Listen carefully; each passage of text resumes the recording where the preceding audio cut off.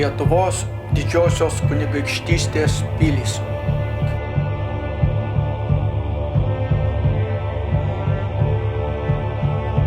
Ventspilis iki 917 metų buvo Vindava.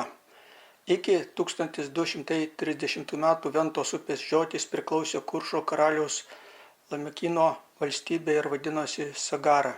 Kaip Vinda pirmą kartą paminėta kaip Livonijos ordino pilis prie Ventos žiočių 1290 metais, o bažnyčia 298 metais. Livonijos ordino laikais Ventspilis buvo Hanzos sąjungos narys.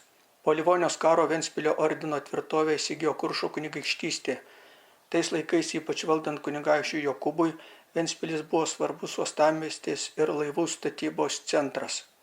Po Šiaurės karo 710 metais dėl maro epidemijos mirė dauguma miesto gyventojų ir miestas sunyko.